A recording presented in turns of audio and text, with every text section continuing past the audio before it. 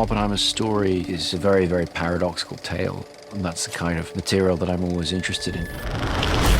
Film, I think, is uniquely suited to pulling an audience into a subjective experience. The way a film camera records light onto its emulsion, that's as close as you can get to the way the eye sees.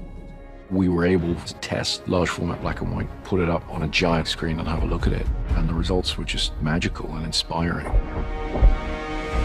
Film gives you a depth to the image I find inherently more emotionally powerful, more accessible. It's a combination of that craftsmanship and that effort. It gets thrown up on a gigantic screen, and the moment you watch it, it's very evident you cannot compare to anything. This is about giving the audience the experience of being at some of the most important moments in the 20th century. And film is the best format to do that. The world will remember this day.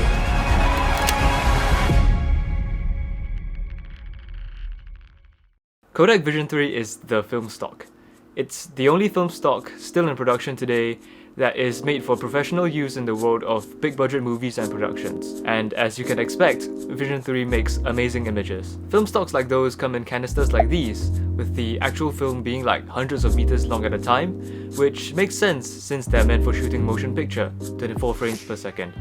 And as you can imagine, the cost of buying and shooting and developing so much film is astronomical. But thankfully, it is also available in cut-down portions meant for stills photography, 36 exposures a roll. For many, including me, this is the only viable way to enjoy shooting this legendary film stock and enjoy all the benefits that come with shooting true cine film. Enough yapping, let's get down to business to defeat the Huns. Exterior, grass plains, day, raining, because the weather is a bitch and will only rain whenever I'm trying to do a shoot. I was here with Adriel, and in case you're wondering what the hell we're wearing in a park of all places, we were basically trying to do a scenes from a movie type of shoot, like a mood board if you will, just for fun and also because we were shooting cine film, so we thought that this was something cool that we could do. This park had these hills that made composing really easy. We could just climb up and the compositions would just only have the grass and the sky in the frame with no distractions in the background. And in Singapore, with high-rise buildings everywhere, this is pretty much as far as we can go to get nice dreamy landscapes in our compositions. But before we get to the photos, here's a bit more mansplaining about this film stock. So Kodak Vision3 exists in 4 varieties: 50D, 250D, 200T and 500T. The numbers represent the ISO value, and the D stands for dick while the T stands for tits, so choose based on which one you have.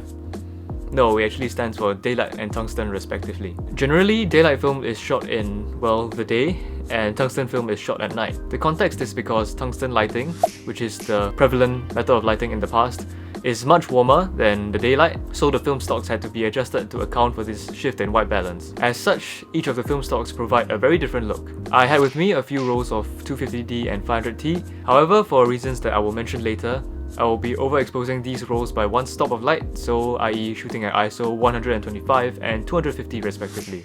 Anyway, back at the park with the 250D loaded in my camera, we got ready to shoot a bunch of bangers. And we basically spent a bunch of time doing a bunch of goofy shit around the hill in pursuit of some sort of artistic enlightenment, I guess. But what can I say? A bunch of these pics actually came out really good. Some preliminary commentary on this film stock.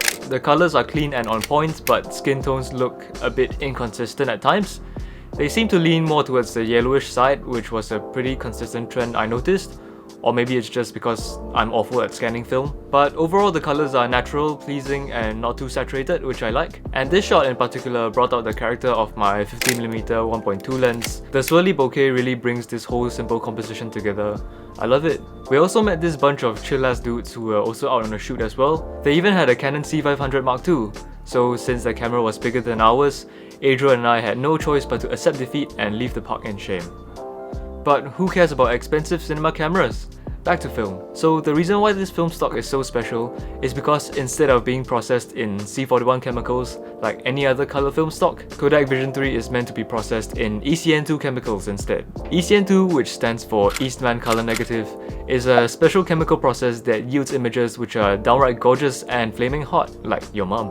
In particular, Vision3 is able to capture images with 16 stops of dynamic range, which means that it can capture detail in the highlights and shadows, even in the most challenging lighting circumstances. A quick explanation on dynamic range. In any given scene, there will be elements of different brightness. The brighter parts are known as the highlights and the darker parts are known as the shadows. If your film or camera sensor has a low dynamic range, you will not be able to properly capture the light in the scene across the entire brightness spectrum, so you can either choose to overexpose the sky to see the shadows or underexpose the shadows to see the sky. In the case of Kodak Vision3, however, which has a higher dynamic range, you can have both.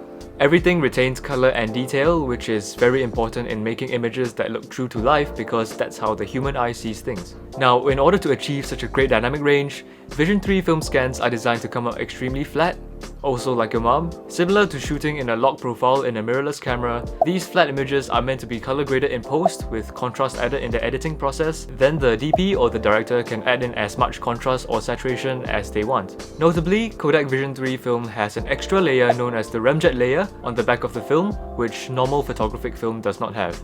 It's an opaque layer that serves a bunch of purposes, such as protecting the film from scratches and static as it runs through a motion picture camera, but more importantly, it serves to cut out halations. Halations occur when the light rebounds off the backplate of the camera and exposes the red layer of the film again, resulting in these red blobs around your highlights. This is characteristic of film stocks like CineStill 800T, which do not have the remjet layer. It can be quite aesthetic in certain situations, or it could go quite overboard as well, but love it or hate it, halations are technically a technical imperfection, which is why the remjet layer is there to eliminate these halations.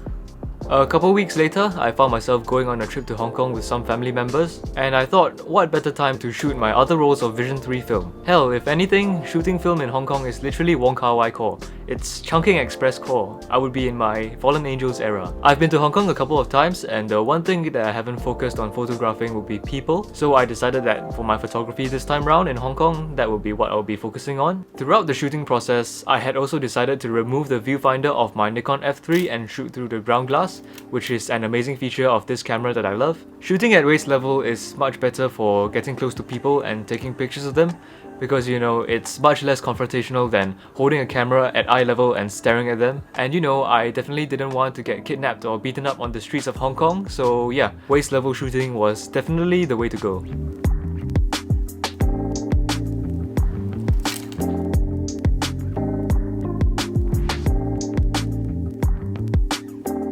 I started off with a few shots of my aunt's apartment which I was staying in, and I think they illustrate all the key characteristics of Vision3.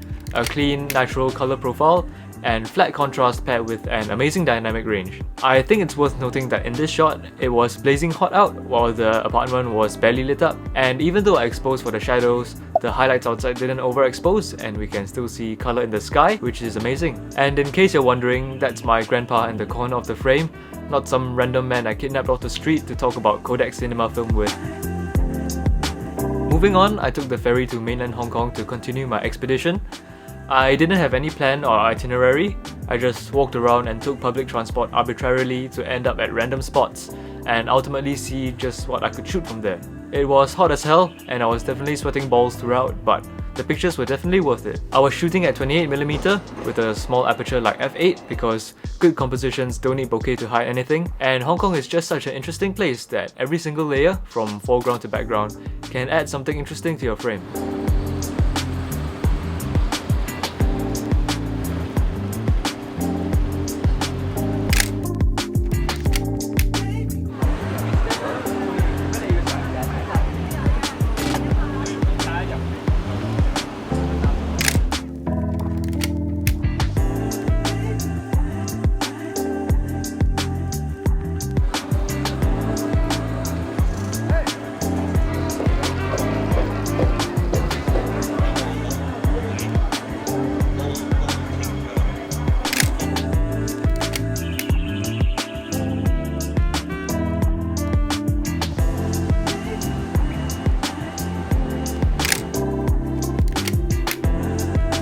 This one is nice, where the foreground full of people leads down to the vehicles, signboards, and eventually the towering buildings in the back.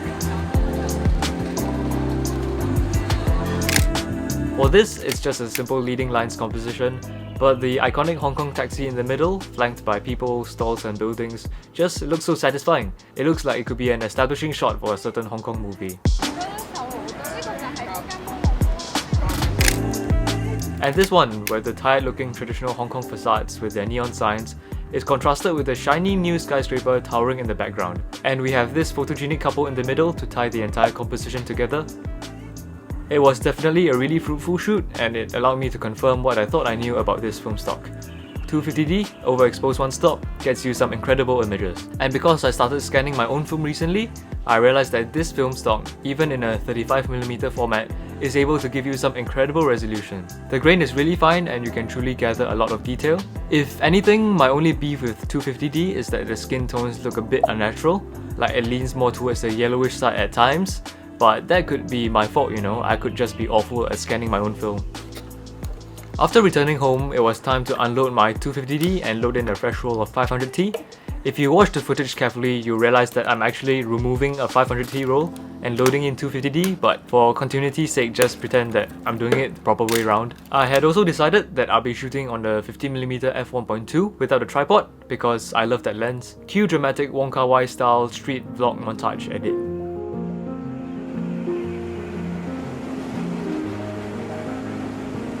我们分手的那一天是愚人节，所以我一直当他是开玩笑。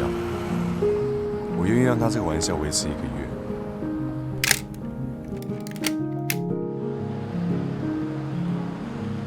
从分手的那一天开始，我每天都买1罐5月1号到期的凤梨罐头，因为凤梨是阿妹最爱吃的东西，而5月1号是我生日。我告诉我自己。 当我买满30罐的时候，他如果还不回来，这段感情就会过期。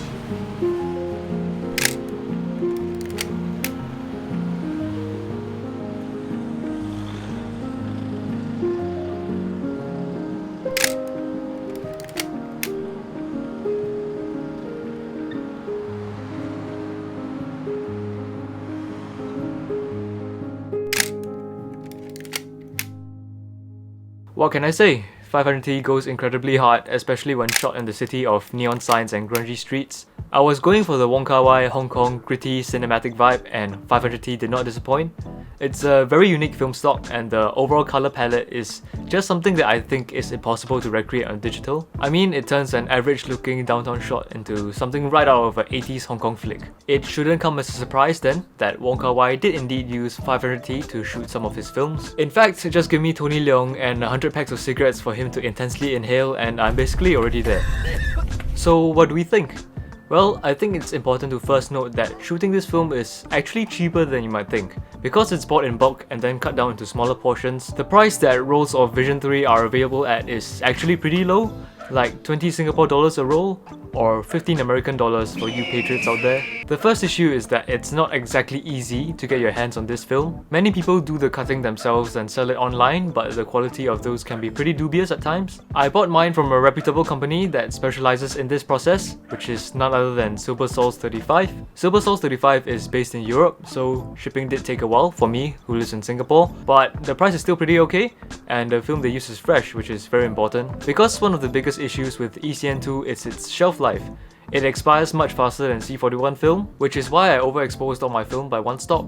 In fact, Silver Souls themselves actually recommends that you overexpose all the film by one stop, so that is what I did. While the rule for expired C41 film is to add one stop of light for every 10 years of expiration, it's closer to somewhere around 3 years for ECN2 film. And more importantly, the ramjet layer on the film itself will sort of melt and become harder to remove over time, so that's the main problem. In fact, on the canisters from Kodak themselves, they actually don't even have an expiration date printed because you're meant to just use it and shoot it as quickly as possible. So it does make sense that Silver Souls recommends you to overcook the film a little bit to avoid underexposure. Another thing, processing ECN2 film is also costlier, and not every single lab can do it for you, so do check with your local lab if they can process ECN2 film. But I mean, honestly, all that aside, if you want the best images on 35mm and don't mind the extra inconveniences, then I think this film stock could be for you. It's an incredible offering for your photographic needs, it's cheap, it's good, Simple as that, there's no catch. At the end of the day, I think it's cool to be able to shoot an emulsion that is literally so famous and iconic that it's literally baked into our perceptions of nostalgia in visual media. The films, scenes, colours and characters of pop culture of years past were breathed to life with this film stock. And to be able to create visual work with this exact same film is, I think, truly something. I'll definitely be ordering and shooting more in the future. Go buy yourself some, you won't regret it.